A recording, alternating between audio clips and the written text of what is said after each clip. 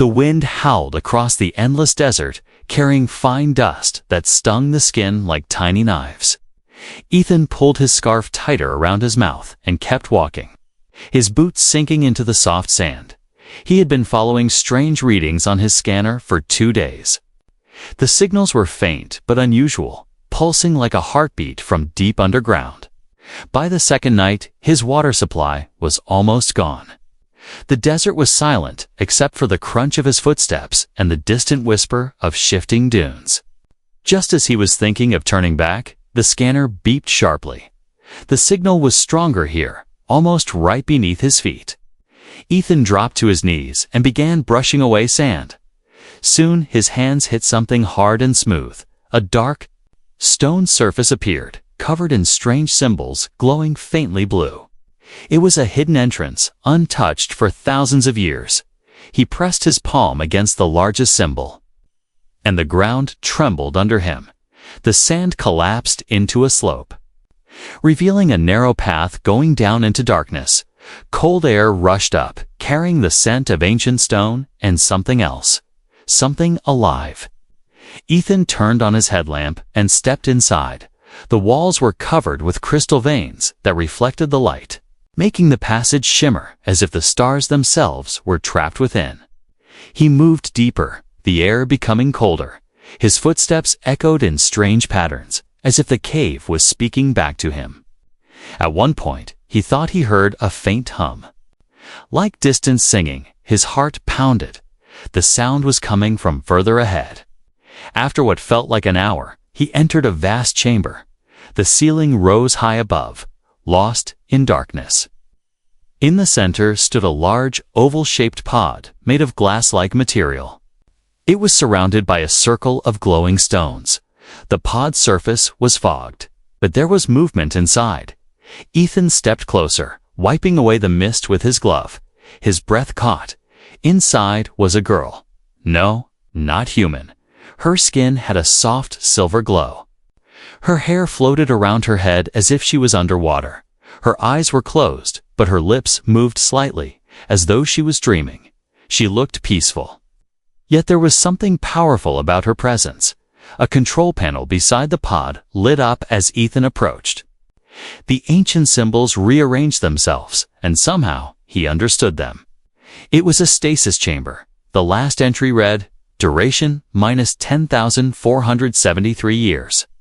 Status, female heir preserved, awaiting male presence to awaken. Ethan frowned. His hand hovered over the activation rune. He hesitated, wondering if waking her could be dangerous, but before he could decide, the scanner on his wrist flashed red. The hum in the air grew louder. The pod's lights flickered, and the glass began to slide open. A hiss of cold vapor filled the chamber. The girl's eyes slowly opened. They were a deep, luminous violet. Glowing faintly in the dim light, she looked at Ethan with confusion, then with shock. Her lips trembled as she spoke in a language he didn't understand. The sound was soft, almost like music. Ethan raised his hand slowly, showing he meant no harm. "It's okay," he said gently, not sure if she could understand. She tilted her head, studying him carefully. Then, to his surprise, she reached out a hand. Her fingers brushed his cheek, and her eyes widened even more. Her voice came again, this time with broken human words. "Male." "Real?" she whispered. Ethan nodded slowly, still unsure what was happening. She stared at him for a long moment, then closed her eyes as if holding back tears. The chamber trembled suddenly. Dust rained from above. A deep rumble shook the ground. The glowing stones around the pod flared brightly. The girl grabbed Ethan's arm with surprising strength. "Danger," she said. "We must go." From the tunnel behind them came a metallic grinding sound, like ancient machinery awakening after centuries of sleep. A distant roar echoed through the cave. Ethan's instincts screamed at him to run. The girl stepped out of the pod, her bare feet touching the cold stone. She moved with grace, but her eyes darted around as if expecting an attack. The hum became a sharp alarm, and faint red lights began to pulse along the walls. Ethan didn't know what was coming, but he knew one thing.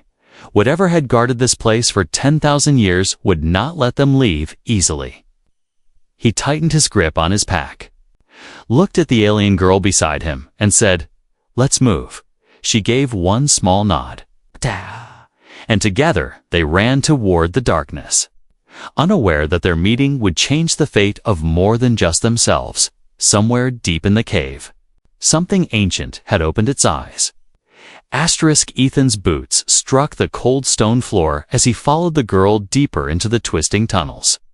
The air around them was alive with strange noises, distant thuds, the scrape of metal against rock, and the faint sound of something breathing far away.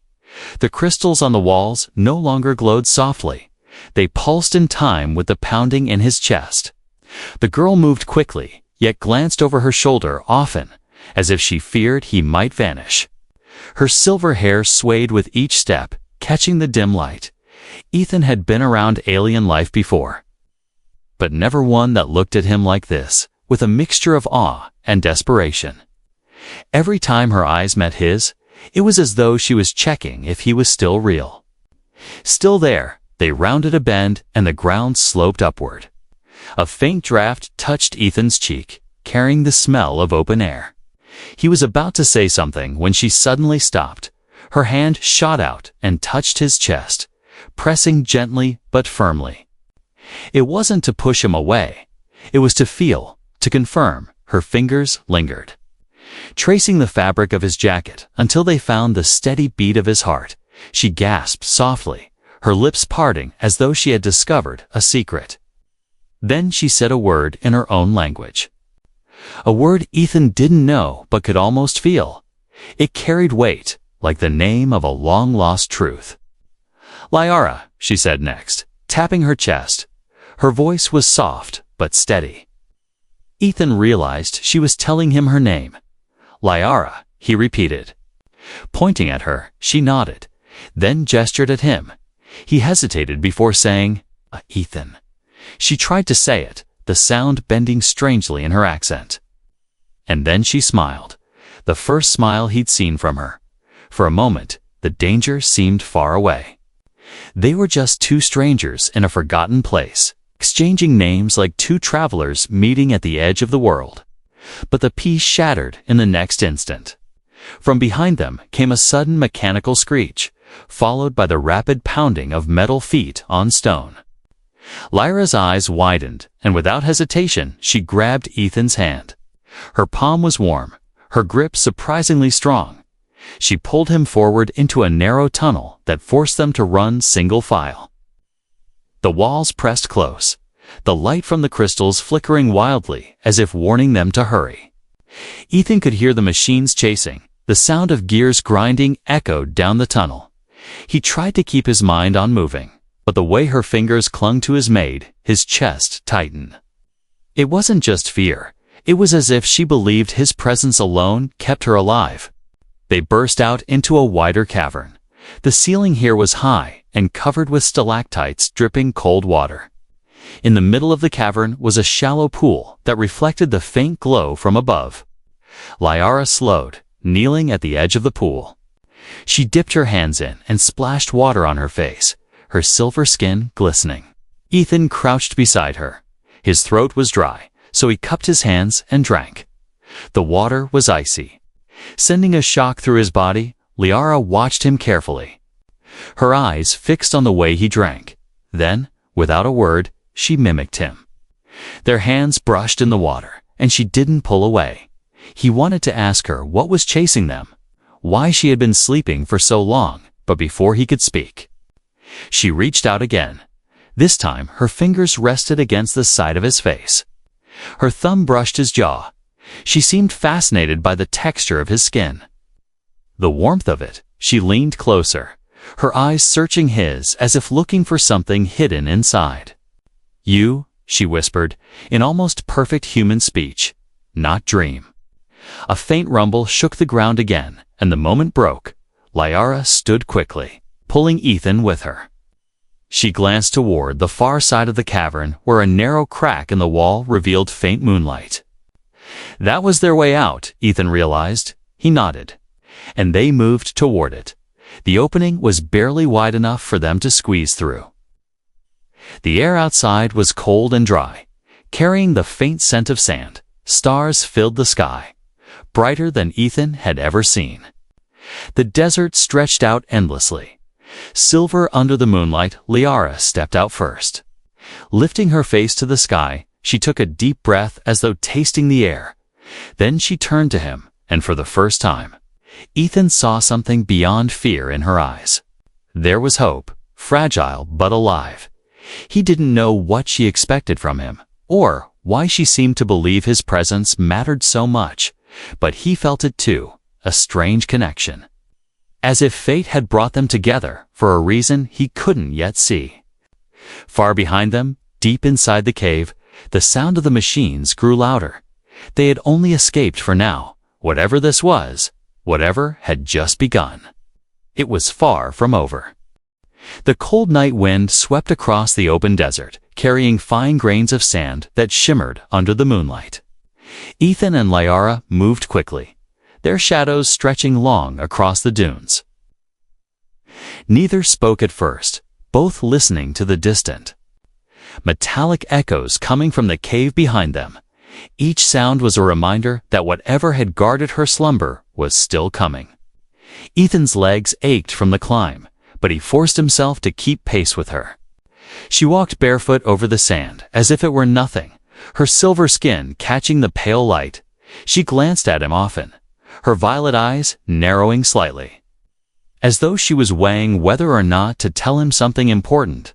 Finally, she spoke in a soft, careful tone. Her words were broken but understandable. Long ago, my people had males. She stopped for a moment, searching for the right word.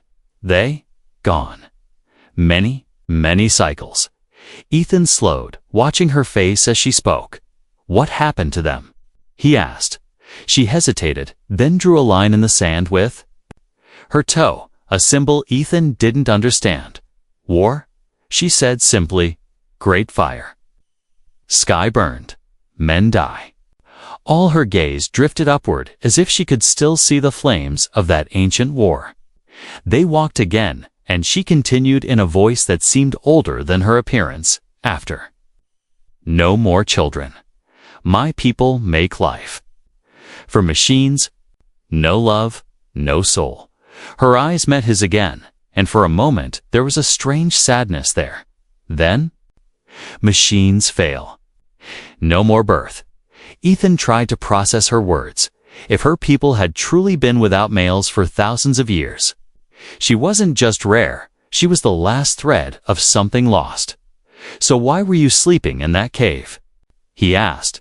Lyra's hand brushed the small crystal pendant hanging from her neck. She held it tightly. Chosen, she said.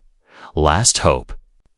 If male return, wake me. Her steps slowed and her voice dropped. Now you come. The weight of her words hung between them. Ethan wanted to say something, but before he could, the ground beneath them trembled. A low rumble rolled across the desert. In the distance, faint red lights flickered on the horizon. Moving slowly but steadily toward them, Lyra's grip on his arm tightened. Wardens, she whispered. The way she said the word made it sound like a curse. They picked up their pace, heading toward the dark outline of rocky hills. The sand grew firmer underfoot, and strange plants appeared, their long stalks glowing faintly blue. Liara kept glancing behind them, her shoulders tense. Ethan could feel her fear like static in the air when they reached the first of the rocks. They ducked behind a ridge. Ethan crouched low and pulled a small scanning device from his pack. The screen showed 3 large mechanical signatures moving fast in their direction. How dangerous are they? He asked. Lyra's reply was short and sharp. Very. She leaned closer, pointing at the scanner. They protect blood. Kill all else. Her eyes darkened. If they take me, I sleep again. Forever. The thought of her being locked away for another 10,000 years sent a cold rush through Ethan's chest. That's not happening, he said firmly. They moved again, weaving between the rocks. The desert here was quieter. The only sound their footsteps and the distant hum of the machines. Liara kept close to him, sometimes brushing his arm as if reassuring herself he was still there. When the ridge ended, they found themselves looking down at a shallow valley. And at the center was something that made Ethan stop in his tracks. Half buried in the sand was a structure, massive, ancient. Its surface covered in the same glowing symbols he had seen in the cave. Tall spires rose from its roof like broken teeth, and faint light pulsed from deep within. Lyra's breath caught. City? She whispered. Home. Long dead, Ethan stared at it, realizing this wasn't just a ruin. It was a piece of her lost world, untouched for thousands of years. He glanced at her, and in her eyes he saw both wonder and grief. She took a step forward, then another, as if drawn by an invisible thread. The rumble behind them grew louder. The wardens were closing in, but Liara didn't stop walking. Ethan caught up, his hand brushing hers. If we go in there, can we lose them? He asked. She nodded faintly, though he could tell she wasn't certain. As they descended into the valley, the air grew cooler. The light from the city's walls washed over them, painting their faces in silver and blue. Ethan didn't know what they would find inside, but every instinct told him that crossing this threshold would change everything. Liara glanced at him one last time before stepping through the archway.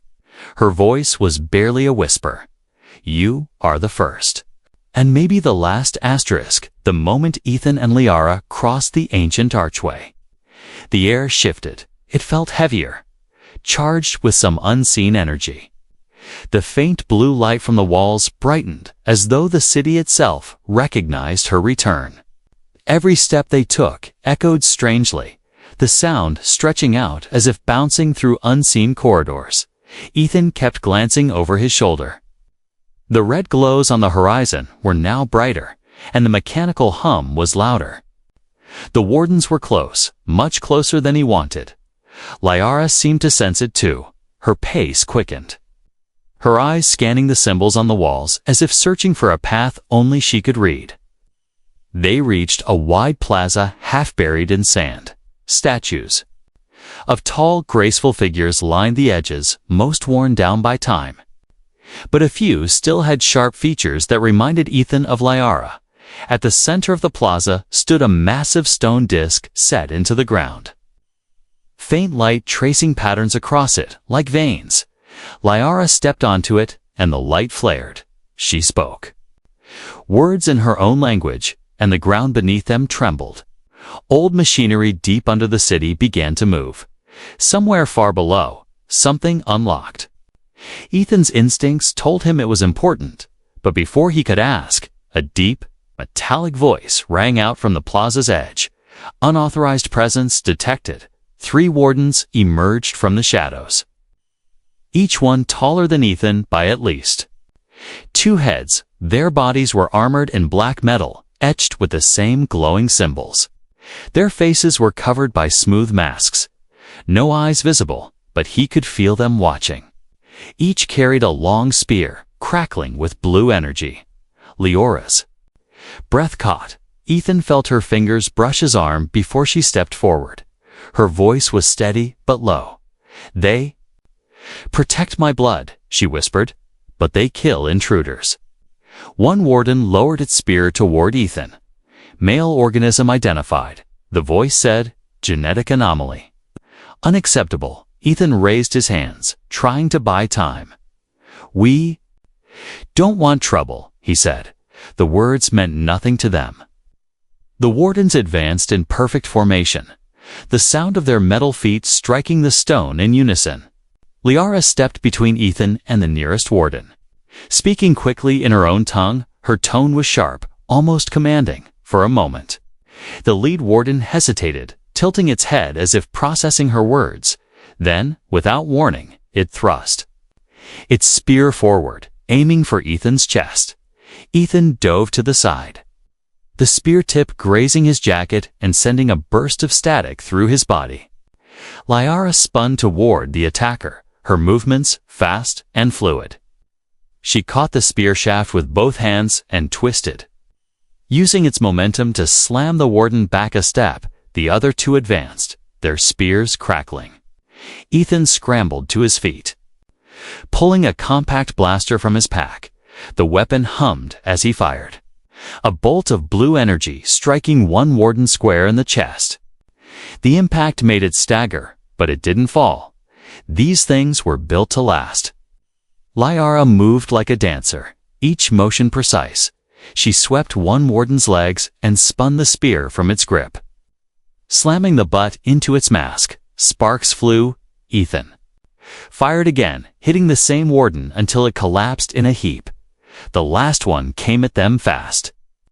Spear raised high, Ethan aimed, but Liara was faster. She closed the distance in a blink. Her stolen spear clashing against the warden's weapon with a sharp crack that echoed through the plaza. They struggled for control, the sound of grinding. Metal filling the air with a sudden cry. Liara drove the spear point into the ground, channeling some kind of energy through it. A shockwave burst outward, knocking the last warden back several steps. It landed hard, sparks spitting from its joints. Ethan didn't wait. He fired at its chest until it went still. Silence fell, broken only by the hum of the stone disc beneath them. Liara dropped the spear, her breathing fast. She turned to Ethan, her eyes searching his face. "You fight." "Like my people," she said softly. Ethan glanced at the fallen wardens. "Guess I had good motivation," he replied. Liara stepped back onto the disc, looking down at the glowing veins of light. "Now, we go deeper," she said. "Truth waits." Ethan followed her, his heart still racing. Whatever truth she meant, it had been guarded by things willing to kill for it. And if this was just the outer edge of the city, he could only imagine what waited below.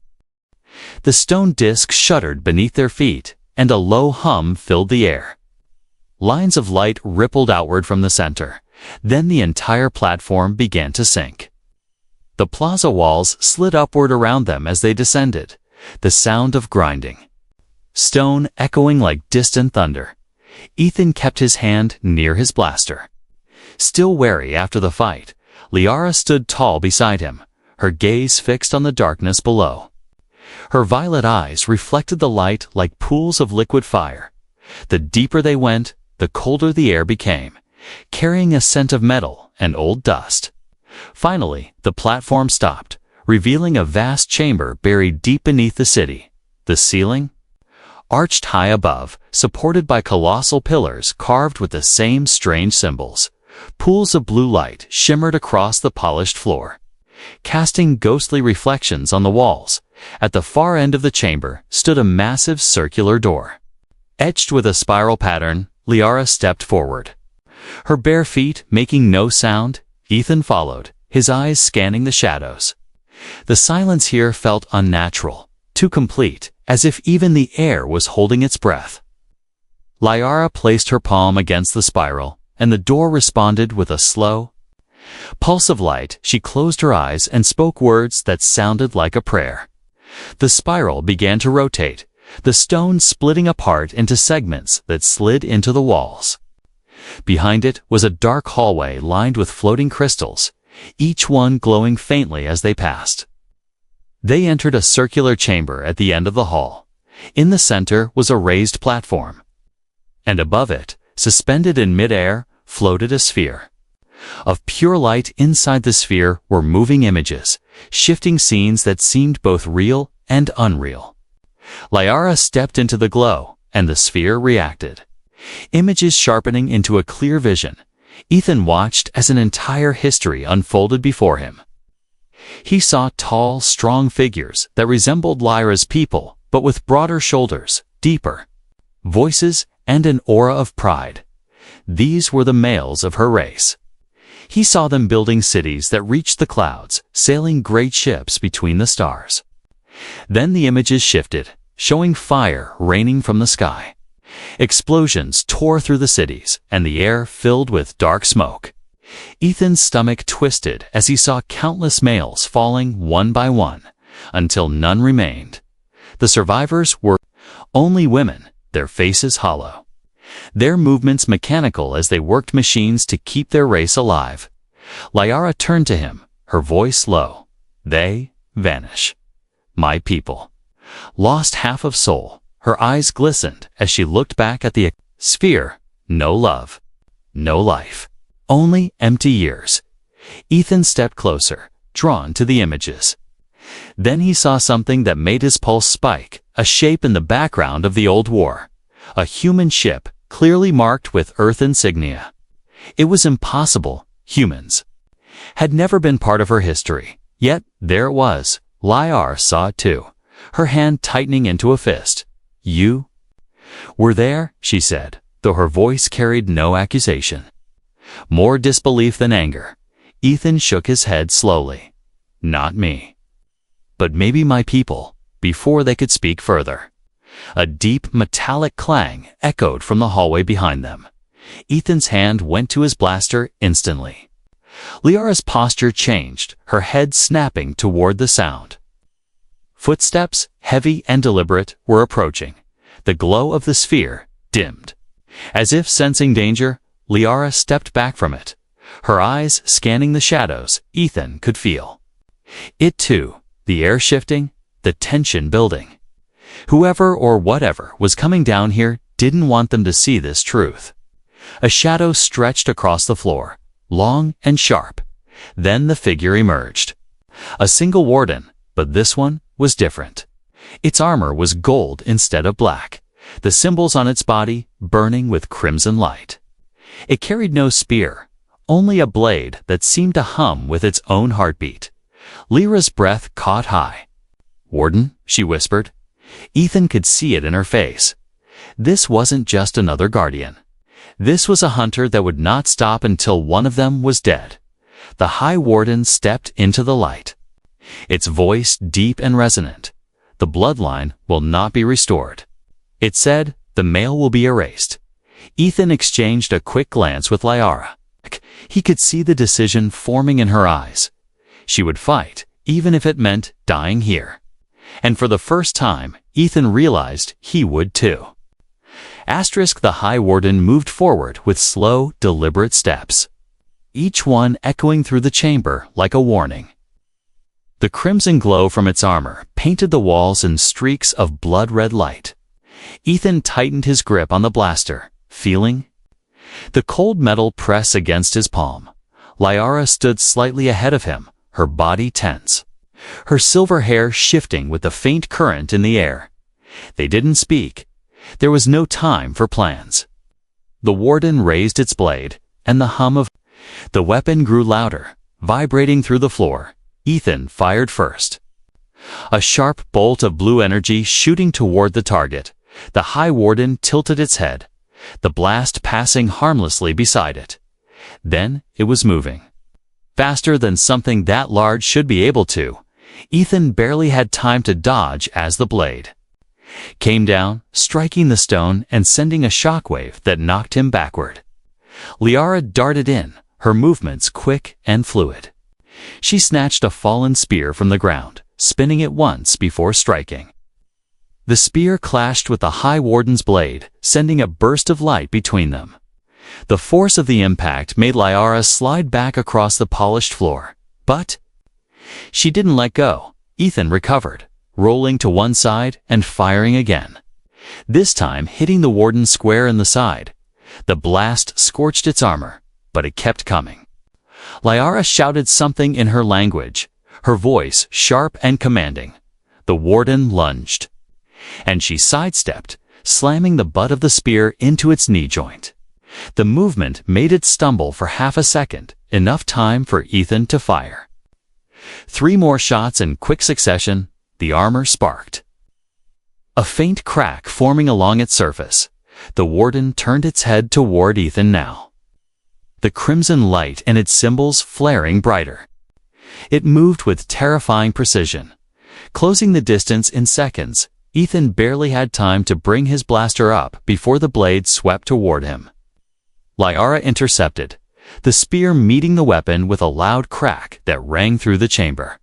The impact jarred her entire body, pain flashing across her face. But she held her ground. "Run," she told Ethan, her voice urgent. He shook his head. "Not leaving you." The warden shoved her back and struck again, this time sending the spear flying from her hands. It skidded across the floor. Ethan ran toward it, sliding on his knees to grab the weapon. The moment his fingers closed around the shaft, the spear symbols flared to life. Pulsing with a strange blue light, the warden hesitated, almost as if it recognized the change. Ethan didn't think. He moved. He thrust the spear forward. The tip connecting with the crack in its armor, a burst of energy exploded outward. Forcing the warden back, Liara was beside him instantly, grabbing his wrist and guiding his aim. Together, they drove the spear in deeper. The High Warden let out a sound that was neither mechanical nor alive, something in between. It staggered, the crimson light flickering wildly.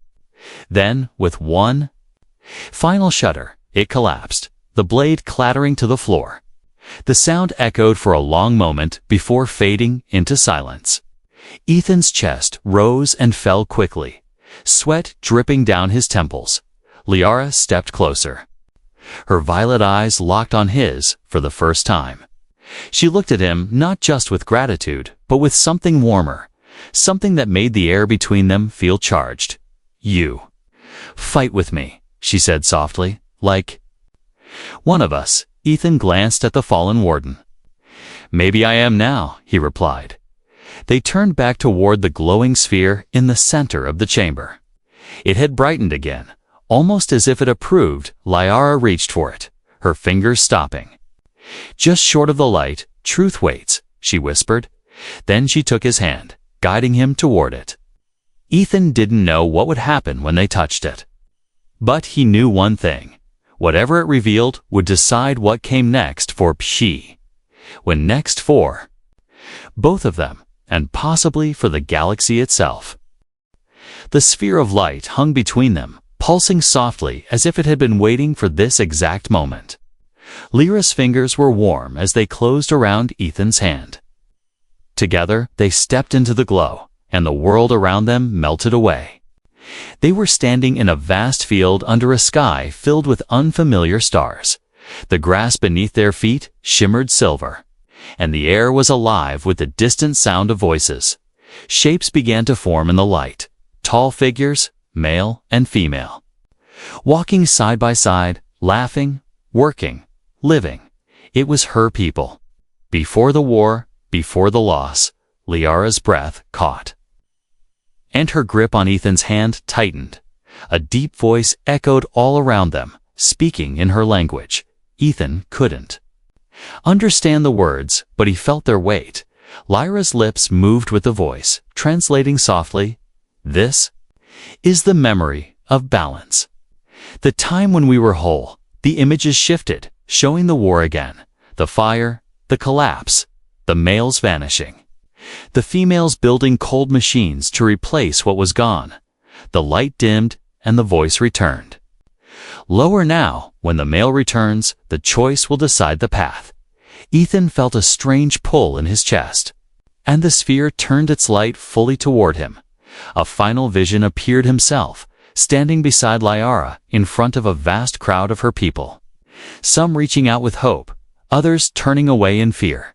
The meaning was clear. If he stayed, they could rebuild something that had been lost for 10,000 years. But if he left, that chance would vanish forever. The glow faded, and the chamber returned. Lyra's eyes locked onto his.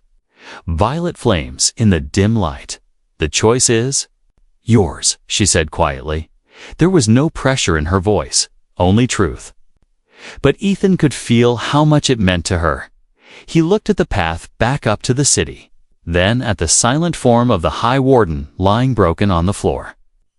He thought of the wardens that might still be hunting them, of the dangers that would follow, and of the world beyond this city that would never be the same if he stayed. But then he thought of her, the way she had fought beside him, The way she had looked at him, as if he was the first real thing she had seen in centuries. He thought of the lonely years she had endured in the pod. Waiting for someone who might never come, Ethan stepped closer, his voice steady. "I'm not leaving," he said. Liara blinked once, as if making sure she had heard him right. Then, her lips curved into a slow, almost disbelieving smile. She took both his hands now, holding them tightly. Then, "We start again," she whispered. Somewhere deep in the city, a low, resonant hum began to rise. The walls lit with slow waves of light, as if the city itself had awakened to his choice. Far above, in the desert night, the first signal in 10,000 years pulsed into the stars, carrying the news to every corner of the galaxy. Liara leaned her forehead gently against his, her voice barely more than breath. "The galaxy will remember this day," she said. And in that moment, Ethan knew she was right.